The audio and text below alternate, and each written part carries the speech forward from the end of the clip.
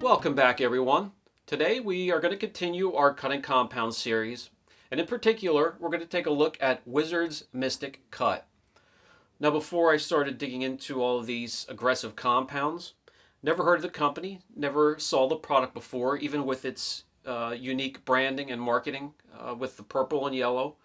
But I do want to see how it performs. I want to see if it's going to break into our metals table or our constellation area. And speaking of that, what we have so far is Sonax Max Cut holding on to gold, 3D, HD, Cut Plus, silver, Ardex, bronze, constellation area, Car Pro, the last cut, and Atoms correction compound. Again, I have to keep saying any one of these, if you're not worried about price, will get the job done for you. So without any further ado, let's take a look at Wizard's Mystic Cut. Wizard's Mystic Cut comes in 8 ounce and 32 ounce. Now, when it comes to price, there are some pretty wild swings depending on where you look.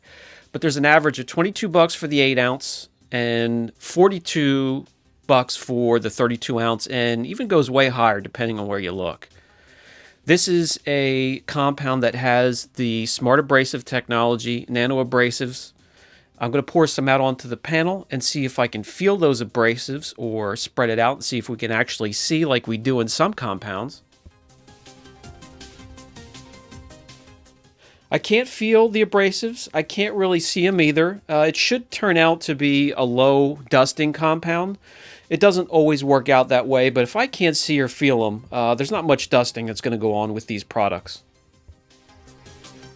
Wizards claims to have the smart abrasive technology, the nano abrasives. It is a water-based product, no fillers, no wax, silicone. It claims to go after swirls, heavy defects, fading, water spots, and can tackle some of your harsh defects. And every time I see the smart abrasive technology or the nano abrasives, it also will claim to finish out much further than most cutting compounds. So we shall see. We're going to start at 2500. We're going to make sections of different sandpaper marks all the way down to 800, just as we always have. The 1500 grit section right here, just about everyone except for a small percentage will blaze through this. But it's the next section, the 1000 grit, where they all start to fail and fade out. And it's really the section where most of these compounds claim that they can correct the 1000 grit and higher. It's this next section here, the 800 grit, that I added is an area where none of these compounds were really designed to go after.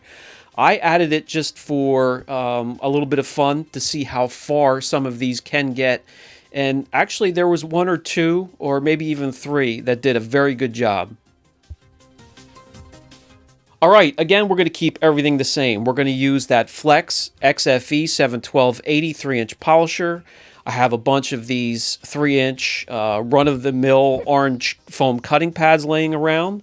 And we're going to put 3 dabs of the Wizards on the pad, spread it out over all those sections of sanding marks evenly, even as I can get anyways. And then we're going to run our pass from the 2500 grit all the way down to the 800 grit and back. Slow, exaggerated arm speed. Same pressure as before. I'm going to hold the polisher the exact same way with the right hand just cradling it, the left hand just guiding it. We want to let the compounds themselves do the brunt of the work to see how they perform. And I need to add, just in case this bugs any of you out there, there was a bit of an odor to the product, an odd odor as I opened the container. And as we're warming up this product, making our run down through all these sections, warming it up is making the odor quite a bit stronger. If you can get past this, no big deal. I just wanted to let you know.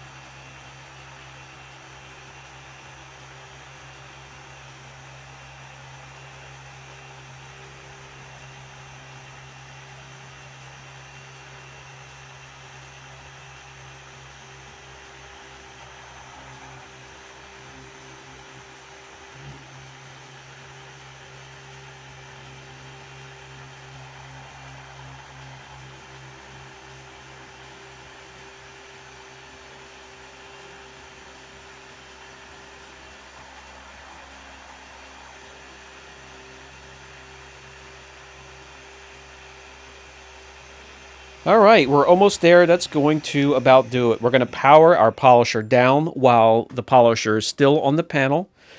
It saves the pads, saves the polishers, and then give me a minute to grab the camera. We're going to come in close and check out this Wizards. Now, something quite a bit different from the other compounds is there's not much of a residue at all. There's 3 or 4 or sometimes 5 days in between these videos for the compounds, so I get a couple days to take it out into the shop and do a couple corrections. And I've noticed, along with no dusting whatsoever, that there's hardly any residue either with this compound. I'm not sure what the chemical makeup is, but it's a nice surprise. And it's very easy to wipe off what little residue there is. So let's check out how it cut. No problem whatsoever with the 2000 grit. Now the 1500, where there were 1 or 2 that started to have problems, and no problem at all here. Already kind of surpassing my expectations. And what's really surprising me is it blazed through that 1000 grit section, as you can see here. I'm going to try and give you as many angles as I can to show you that it even had one heck of an attempt at the 800 grit section. And I'm going to twist and turn the camera as much as I can to give you the best angle. It seems to have cut pretty far and also finished pretty far. Not much of a haze left behind. I'm hoping you're seeing what I can see here. This is really shocking. All right, so let's continue on and get to the side test to see if this is not just a fluke. We're going to add 3 more drops onto the pad, and I'm going to work on that section, or the 2 sections actually, that have the 1000 grit and the 800 grit. I want to work it for a couple passes, see how long the open time is, or its cycle time. We want to see if I can get it to dust at all, which it doesn't look like I can, but we're going to try. We're also then going to wipe off that residue, see how hard it is to wipe off, and see what it did with those marks.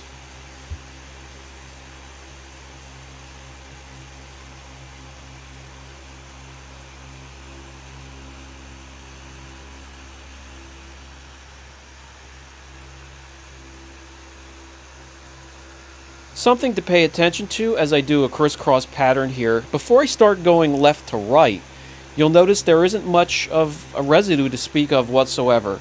It just dissipates. It's not like there's nothing there. There's definitely some product there, but it's crystal clear, and there's no dusting, and this is really quite different from other compounds. And it's not as if the compound has flashed when it's clear like this, because when I went out and did some corrections, I did 2 sections, and I stopped after the first pass. And another section, I kept going and did 2 more passes. And it definitely finished a lot further. There was still a bit of the nano abrasive left to keep working. You just don't see it. If any of you out there have this product or have tried it, go ahead and give us your experience down in the comments section. I'm really interested to see what you have to say about that.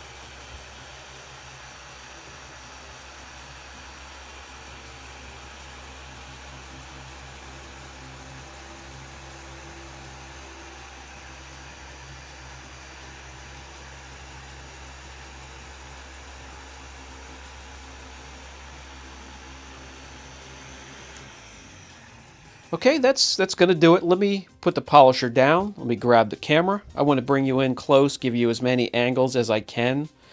As you can see here, very little residue. What's there has some lubrication and no dusting. No dusting anywhere.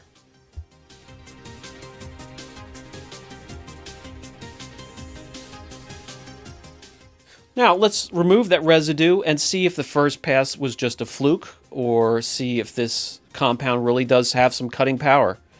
This is the 1000 grit area, and I'll just let the angles speak for themselves. Just is really throwing me for a loop here. I wasn't expecting this kind of action from the Wizards. It's done a great job, even on the 800 grit, where a lot of compounds just aren't designed to go after damage like that. Very impressive. What can I say? Now, when I did take it out into the shop, it worked on clear on a GM vehicle and then a darker color on an Asian vehicle, which was a bit softer. I'm going to try some other colors and clears, and I'll keep you posted.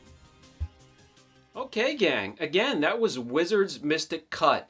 And what a weird, wonderful surprise this was. No dusting whatsoever, long working time, hardly any residue after a few passes.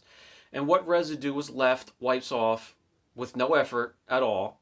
It has a really good, surprising cut to it.